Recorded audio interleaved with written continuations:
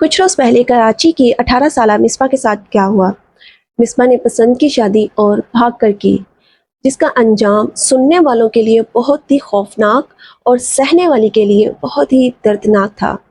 مصباح نے پسند کی شادی تو کر لی، لیکن شادی کے کچھ روز بعد ہی شوہر نے اس پر تشدد کرنا شروع کر دیا، اور 7 جون کو مبینہ تشدد کے بعد مصباح جب اپنے والدین کے گھر پہنچی تو اس کی حالت بہت ہی خراب تھی۔ نیوز کے مطابق مصباح کے شوہر نے اس کے سر پر پیچکس مارا اور اس کے زخم پر چائے کی پتی ڈالتا رہا۔ آپ خود سوچیں اس کے لیے یہ کتنا دردناک تھا۔ وہ چیخی ہوگی، چلائی ہوگی، اور 9 جون کو مصباح کی ڈیتھ ہو گئی۔ کیا ملا؟ بس رسوائی۔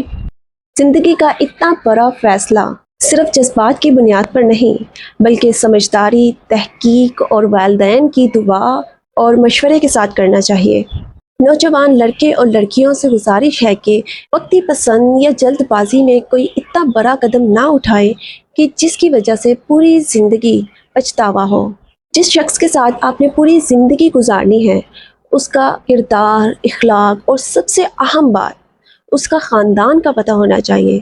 انسان جانے انجانے غلط فیصلے لے لیتا ہے، لیکن ایسے فیصلوں کا انجام بس موت ہی ہے۔ پتہ نہیں مصباح جیسی ہماری کتنی بہنیں ہیں جو کہ ایک غلط جذباتی فیصلہ کر کے اپنی اور اپنے گھر والوں کی زندگی تباہ کر لیتی ہیں۔ پہلی بات تو یہ ہے کہ گھر سے بھاگ کر شادی کرنا اسلام میں جائز ہی نہیں۔ اسلام کے نزدیک وہ نکاح جائز ہی نہیں ہے جس میں اس کا ولی شامل نہ ہو۔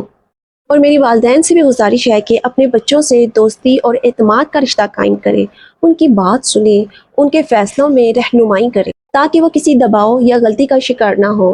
اپنے بچوں کی بھی رائے لیں، اگر ان کی چوائس اچھی ہے اور آپ کو ٹھیک لگے تو کر دیں، اگر نہیں تو اسے سمجھائیں، اسے اپنے اعتماد میں لائیں، ان سے اپنا رشتہ ایسا مضبوط کریں کہ اگر کوئی ان کی زندگی میں شامل ہوتا ہے تو وہ آپ سے رائے ضرور لیں، تاکہ کل کو مصباح جیسی بچیوں کا ایسا انجام نہ ہو۔ اللہ تعالیٰ سب بیٹے اور بیٹیوں کو اپنے حفظ و ایمان میں رکھے۔ آج کے لیے اتنا ہی، اپنا خیال رکھیے گا، شکریہ۔